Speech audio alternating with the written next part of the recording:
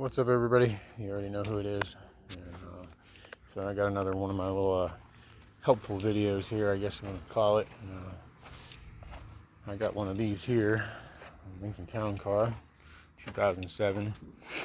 And if anybody out there has got the same thing or dealt with this same problem, they will know that Ford, the geniuses that they were, for whatever reason,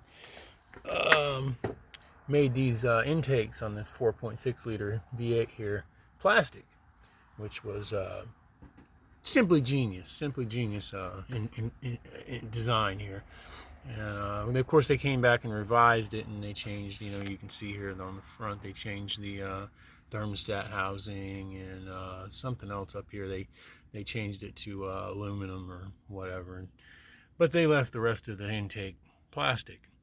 And back here, this is one of the major flaws, is the heater hose connector. It comes up off, it's a little plastic nipple, basically, tube that comes up off the back of the intake, but it's part of the intake. And it heats up and cools numerous times, hundreds of times. And as it does that, it deteriorates, and eventually it breaks off inside this heater hose right here that goes to the heater core. And then you're left with having to either put a new intake on there or figure out how to get this heater hose back onto that nipple there, which, as you can see, if you haven't noticed yet, that's a deep well 3/8 drive socket. This is what I've come up with, and I got that, and I got some of this here. It's JB Weld High Heat epoxy, and I have applied the, well, first I know I'm not doing a step-by-step here, which is kind of harder for some of you people who can't figure anything out by yourselves, but hopefully you can get the gist of this. And you can do this with just about anything. I probably didn't pick the best thing, but in a pinch and in a quick thought about it, this is just what I came up with, and this is what I went with, and we're going to see how it works. But I took that 3/8 drive socket, deep well socket, which, as you know, if anybody's familiar with tools, they come up there a little bit wider on the base, and then they come up and get slimmer for where the nut will go inside. And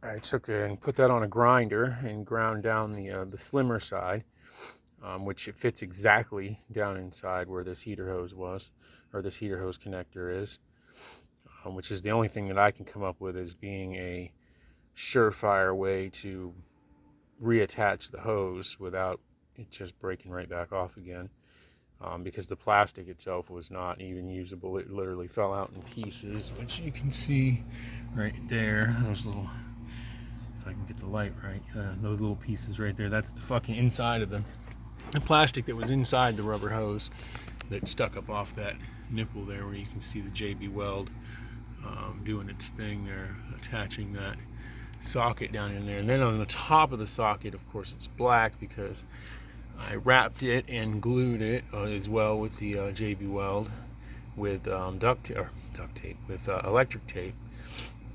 And then, like I say, I applied some of the JB Weld around each roll as I went around it. And the tape is to widen the top part of the socket here, or rather it would be the bottom part of the socket, but what we're going to call the top, because that's where it's coming out and it is now the top. It's to widen it so it actually makes a solid connection inside this heater hose here, which is a little bit too big for that socket as it is. Now, I probably could have went with a 1/2-inch drive 3/8 deep well socket and maybe been more successful. I don't know, but I couldn't locate one right now, and I didn't really feel like fucking with it. So that's just what I came up with. And yeah, like I said, we're gonna try this and see how it goes.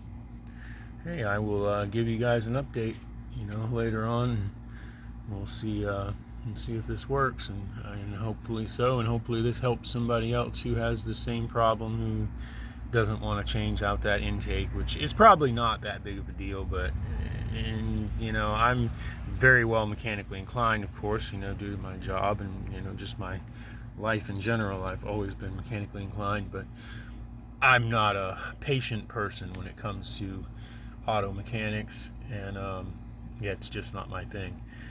And I see that being a major nightmare for me, and sending me into all kinds of rages and causing a lot of other people, innocent people, lots of problems, because yeah, I tend to blow up pretty bad. But anywho,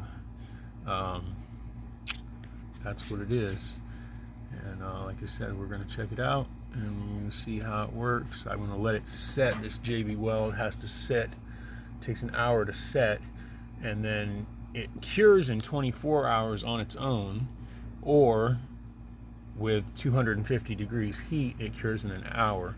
Now, we're not going to achieve 250 degrees just quite. Get kind of close to it. We get probably like somewhere in the neighborhood of 220, maybe 230 even. Actually, I don't know. Maybe it will get 250 back there, just with the heat from the engine and whatnot. I'm not sure, but the thermostat, I believe, is going to allow the water temperature at the very least to get to, you know, 220, somewhere in that neighborhood, and it will help cure this thing really quickly, because right now it's about, I don't know, 3:15 in the morning or something like that, and I've got to work here in the next couple hours, and I need my damn car, because I'm tired of driving these freaking junkers around. Every one of them's got something wrong with it, and I'm over it right now. I'm ready to get my damn car back. So,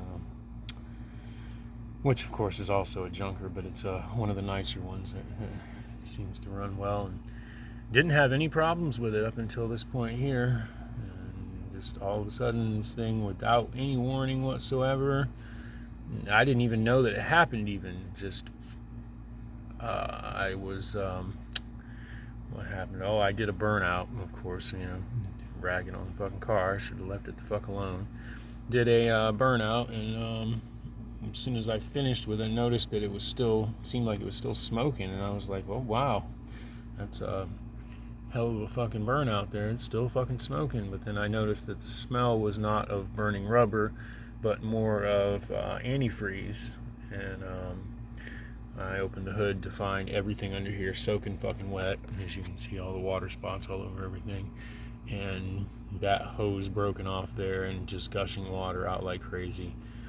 And did some further investigation and research, and found out that, in fact, that piece is part of the intake, and the only thing that you can do to repair it correctly, quote unquote, is to change the intake.